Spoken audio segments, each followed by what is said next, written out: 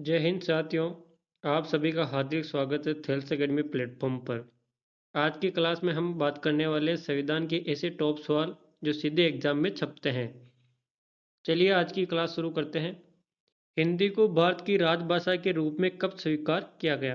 तो हिंदी को भारत की राजभाषा के रूप में 14 सितंबर 1950 को स्वीकार किया गया था। इसी उपलक्ष्य के अंदर 14 सितंबर को हिंदी दिवस मनाया जाता है। संविधान द्वारा 14 सितंबर 1949 को हिंदी को भारत की राजभाषा के रूप में कब 14 सितंबर 1949 को भारत की राजभाषा के रूप में स्वीकार किया गया। इसी ऐतिहासिक महत्व को ध्यान में रखते हुए प्रतिवर्ष 14 सितंबर को हिंदी दिवस के रूप में मनाया जाता है।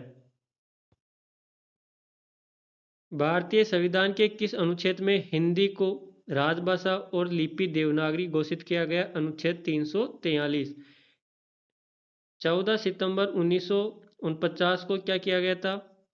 हिंदी को राजभाषा घोषित किया गया था और 14 सितंबर को ही क्या मनाया जाता है? हिंदी दिवस मनाया जाता है। भारतीय संविधान के अनुच्छेद 343 में हिंदी को राजभाषा और लिपि देवनागरी घोषित किया गया है।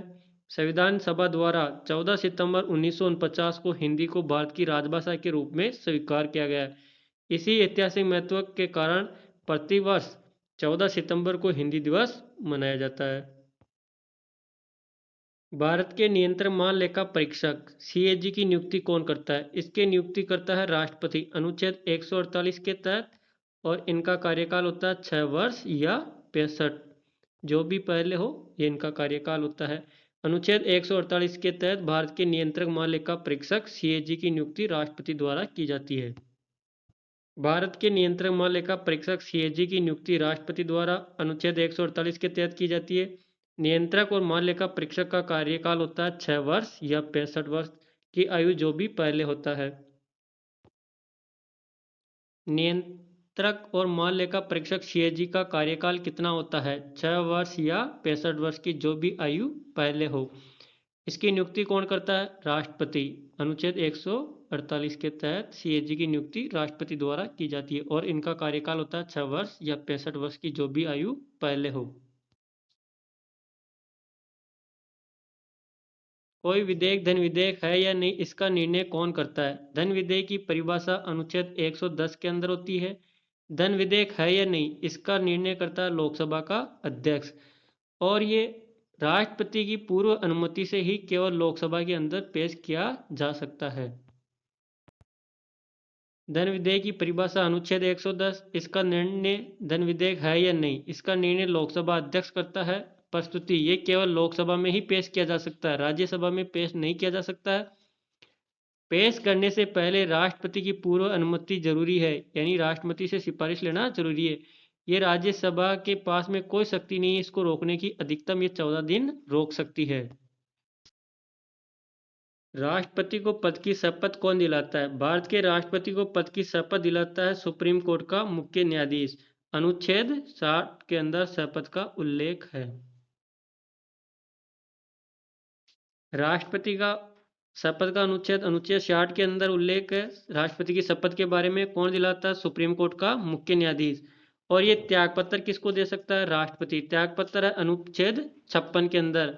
ये उपराष्ट्रपति को त्यागपत्र देगा। उपराष्ट्रपति इसकी सूचना तत्काल प्रभाव से लोकसभा अध्यक्ष को देगा। संविधान की प्रस्तावना में अब तक कुल कितनी बार संशोधन किया गया? भारतीय वो संशोधन हुआ था 42वां संविधान संशोधन 1976 के अंदर और इस संशोधन के अंदर 3 शब्द जोड़े गए थे, समाजवादी, धर्मनिरपेक्ष और अखंडता शब्द जोड़े गए थे 42वें संविधान संशोधन 1976 द्वारा। तो भारतीय संविधान की प्रस्तावना में कितनी बार संशोधन हुआ? 1 बार। भारतीय संविधान की प्रस्तावना में अब तक केवल 1 बार संशोधन हुआ है, 42वां संविधान संशोधन 1976 में, और 3 शब्द जोड़े गए थे, समाजवादी, धर्मनिरपेक्ष और अखंडता।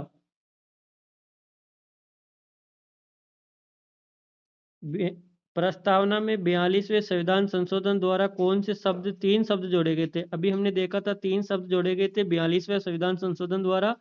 वो 3 शब्द थे समाजवादी, धर्मनिरपेक्ष और अखंडता। धर्मनिरपेक्ष या पंथनिरपेक्ष एक बात है। भारतीय संविधान की प्रस्तावना में अब तक केवल एक बार संशोधन हुआ है। कब हुआ? 42वां संविधान संशोधन 1976 के द्वारा। और 3 शब्द जोड़े गए थे। कौन से? समाजवादी, धर्मनिरपेक्ष और अखंडता शब्द। भारतीय संविधान के किस अनुच्छेद के तहत उपाधि का अंत किया गया है? अनुच्छेद 18। भारतीय संविधान के अनुच्छेद 18 के अंदर उपाधियों का अंत, यानी कि कोई भी व्यक्ति शिक्षा या विद्या से संबंधित के अलावा कोई भी उपाधि धारण नहीं कर सकता। जैसे राजा महाराजा की उपाधि धारण नहीं कर सकता। और किसी विदेश देशों से भी कोई उपाधि मिलती है तो वो राष्ट्रपति की अनुमति के बिना नहीं ले सकता है। भारतीय संविधान के अनुच्छेद 18 के तहत उपाधियों का अंत राज्य या सेना, विद्या संबंधित सम्मान के अलावा अन्य कोई उपाधि प्रदान नहीं करेगा। भारत का कोई भी नागरिक किसी विदेशी राज्य से बिना राष्ट्रपति की अनुमति के कोई उपाधि स्वीकार नहीं कर सकता। भारतीय संविधान का कौन सा अनुच्छेद बच्चों के लिए मुफ्त अनिवार्य शिक्षा आरटीई के अधिकार से संबंधित है? अनुच्छेद 21A। इसके अंदर 86वां संविधान संशोधन 2002 में एक मौलिक कर्तव्य जोड़ा गया था, 11वां, वो है शिक्षा का अवसर आरटी, अनुच्छेद 21A। भारतीय संविधान का अनुच्छेद 21A बच्चों के लिए मुफ्त और अनिवार्य शिक्षा के अधिकार से संबंधित है। यह संशोधन 86वां संविधान संशोधन 2002 के माध्यम से भारतीय संविधान में जोड़ा गया था। इसके अंतर्गत 6 से 14 वर्ष की आयु के सभी बच्चों को मुफ्त और अनिवार्य शिक्षा उपलब्ध कराने का मौलिक अधिकार प्रदान किया गया। भारतीय संविधान के किस भाग में निर्वाचन आयोग का प्रावधान है? भाग 15 के अंदर निर्वाचन आयोग का प्रावधान है।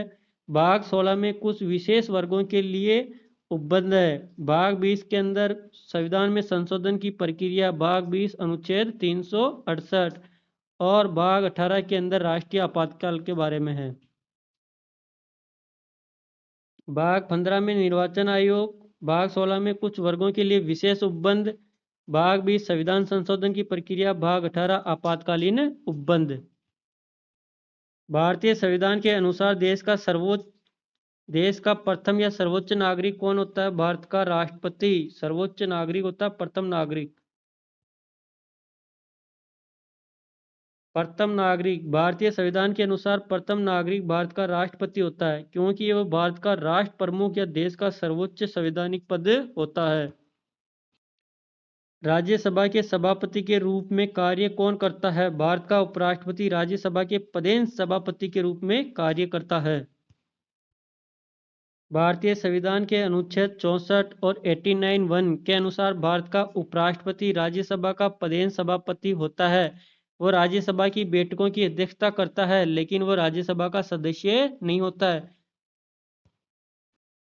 भारतीय संविधान की प्रस्तावना में कितने प्रकार के न्याय का उल्लेख है? तो भारतीय संविधान में प्रस्तावना में 3 प्रकार के न्याय का उल्लेख है: सामाजिक, आर्थिक, राजनीतिक न्याय।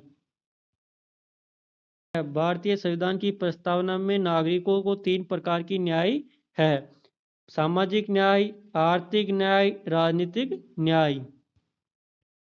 भारतीय संविधान की प्रस्तावना में कुल कितने प्रकार की स्वतंत्रता का उल्लेख है? स्वतंत्रता 5 प्रकार की है और न्याय कितने प्रकार की है? 3। 5 स्वतंत्रता हो गई और न्याय कितने हो गए? 3। संविधान की प्रस्तावना में 5 प्रकार की स्वतंत्रताओं का वर्णन है: विचार की स्वतंत्रता, अभिव्यक्ति की स्वतंत्रता, विश्वास की स्वतंत्रता, धर्म की स्वतंत्रता, उपासना की स्वतंत्रता। राष्ट्रीय मानवाधिकार आयोग का गठन किस वर्ष किया गया था? तो राष्ट्रीय मानवाधिकार आयोग का गठन 1993 में किया गया। राष्ट्रीय मानवाधिकार आयोग का गठन 12 अक्टूबर 1993 को मानवाधिकार संरक्षण अधिनियम 1993 के तहत किया गया था। इसका मुख्यालय नई दिल्ली के अंदर है। ये एक स्वतंत्र और संवैधानिक निकाय है और इसके सदस्यों का कार्यकाल होता है 3 वर्ष या 70, जो भी पहले हो। भारत में पहली बार राष्ट्रीय आपातकाल की घोषणा कब की गई? भारत में 3 बार राष्ट्रीय आपातकाल लगा है। राष्ट्रीय आपातकाल का उल्लेख अनुच्छेद 352 के अंदर है। 3 बार राष्ट्रीय आपातकाल लगा। सबसे पहली बार लगा 1962 में भारत चीन के युद्ध के समय। भारत में अब तक कुल 3 बार राष्ट्रीय आपातकाल लगाया गया है। पहली बार लगा था 1962 भारत चीन युद्ध, बाहरी आक्रमण। 3 कारण होते हैं: बाहरी आक्रमण, युद्ध या सशस्त्र विद्रोह। दूसरी बार लगा था 1971 में भारत पाकिस्तान युद्ध के समय। तीसरी बार लगा था 1975 में आंतरिक अशांति के आधार पर। 3 कारण है: युद्ध हो गया, बाह्य आक्रमण हो गया और एक सशस्त्र विद्रोह। सशस्त्र विद्रोह से पहले इस शब्द की जगह आंतरिक अशांति था, लेकिन 44वें संविधान संशोधन 1978 के द्वारा आंतरिक अशांति के स्थान पर सशस्त्र विद्रोह शब्द जोड़ा गया है। भारतीय संविधान के किस अनुच्छेद के तहत राज्यों में विधान परिषद का उत्साधन किया जा सकता है? अनुच्छेद 169।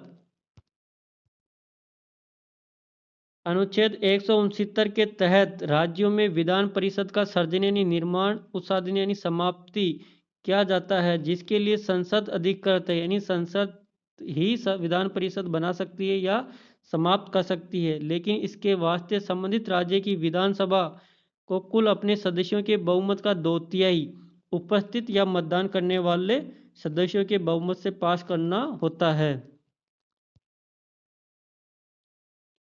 राज्य की विधानसभा के सदस्यों की न्यूनतम और अधिकतम कितनी होती है? न्यूनतम 60 होती है और अधिकतम 500 होती है, यानी कि राज्य की विधानसभा की सीटें न्यूनतम कम से कम कितनी होनी चाहिए? 60, और अधिकतम कितनी हो सकती है? 500। लेकिन कुछ राज्य इसका अपवाद है, जैसे गोवा हो गया, सिक्किम।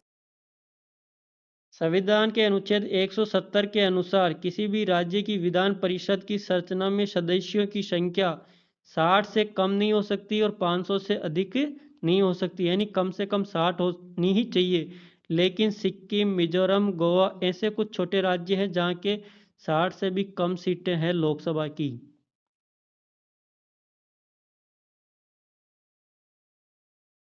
भारत के महान्यायवादी को संसद के किस सदन में बोलने और भाग लेने का अधिकार होता है, लेकिन वोट देने का अधिकार नहीं होता है? भारत का महान्यायवादी ये भारत का सबसे बड़ा विधि अधिकारी या कानून अधिकारी होता है।